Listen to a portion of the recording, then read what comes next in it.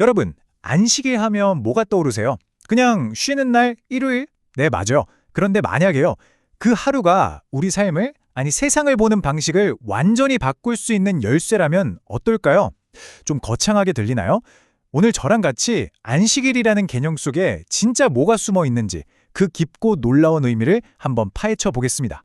자, 그래서 오늘은 이런 순서로 한번 가볼게요. 먼저, 멈춘다는 게 대체 무슨 뜻인지부터 시작해서요.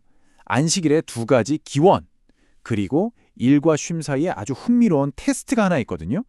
그것도 보고 마지막엔 그래서 이걸 오늘날 우리가 어떻게 써먹을 수 있을까 하는 현실적인 고민까지 같이 해보죠. 자, 첫 번째, 멈추는 날입니다. 모든 건 이름에서부터 시작되죠.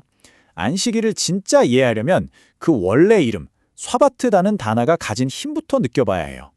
이 샤바트라는 히브리어 단어가요, 그냥 휴식이랑은 차원이 좀 달라요. 이건 의도적으로 딱 멈춰서는 행위거든요. 그러니까 그냥 힘드니까 쉬는 게 아니라 막 돌아가는 세상의 흐름에 맞서서 나 여기서 멈출래 하고 선언하는 거죠. 바로 여기서부터 안식일에 진짜 힘이 나오는 겁니다. 성경을 보면요, 이 개념을 정말 단호하게 얘기해요. 화면에 나오는 구절처럼 그냥 아무 일도 하지 마라. 끝. 이건 뭐 하면 좋고 이런 권장사항이 아니었던 거죠. 삶의 리듬을 완전히 규정하는 절대적인 원칙으로 딱 못을 박은 거예요. 하던 모든 걸 잠시 멈추라는 아주 강력한 요구인 셈이죠.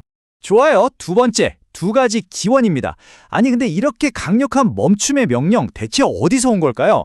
안식일이라는 개념을 딱 떠받치고 있는 두 개의 아주 거대한 기둥이 있거든요. 바로 창조 이야기 그리고 해방 이야기입니다. 한번 들어가 보시죠. 자, 이 흐름을 한번 보세요.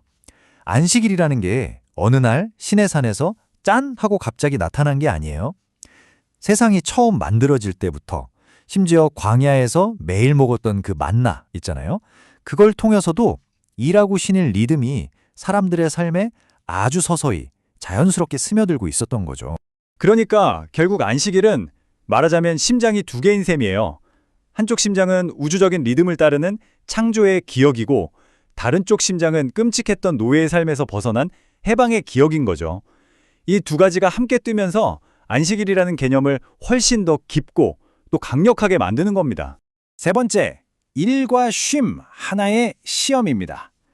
자, 이제 이 안식일이라는 개념이 진짜 시험대에 오르는 아주 흥미로운 순간을 볼 거예요. 여러분 한번 생각해 보세요. 아주 성스러운 일을 하는 것과 성스러운 나를 지키는 것, 둘 중에 뭐가 더 중요할까요? 출애굽기에 나오는 한 이야기가 바로 이 딜레마를 우리한테 딱 던져줍니다. 아니, 한번 생각해 보세요.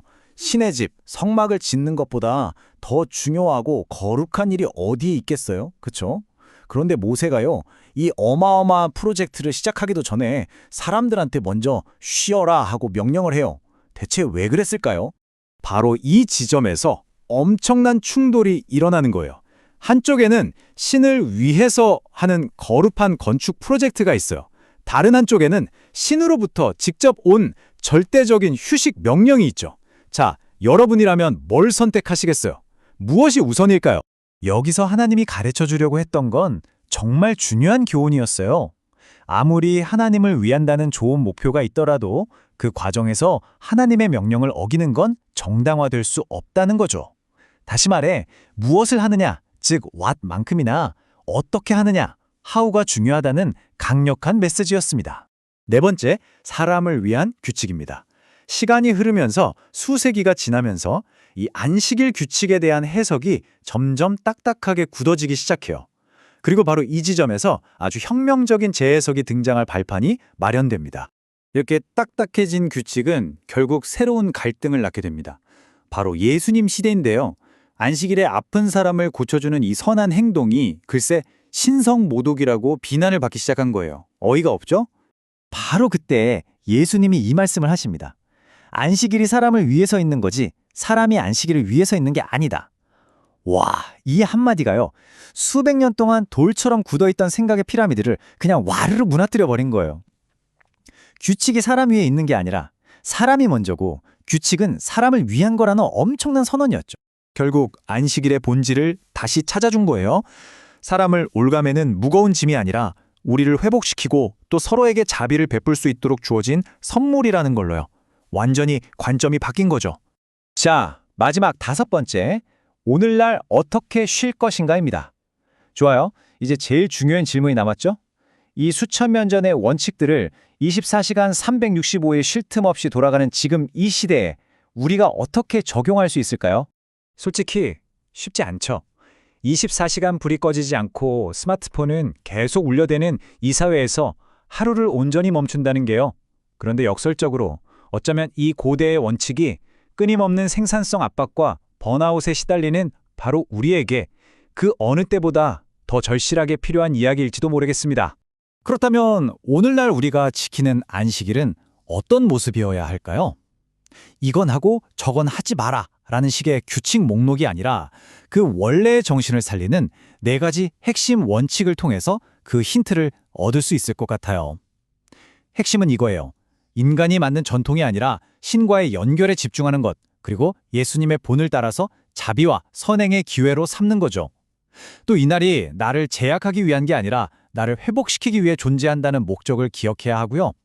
마지막으로 문자 그대로든 비유적으로든 누군가를 자유롭게 하고 치유하는 날이 되어야 한다는 겁니다. 자, 그래서 오늘의 이야기는 마지막으로 이 질문을 여러분 각자에게 던지면서 마무리하려고 합니다. 이 모든 소음과 분주함 속에서 지금 당신이 의도적으로 용기 내어 멈춰야 할 단 한 가지는 무엇인가요?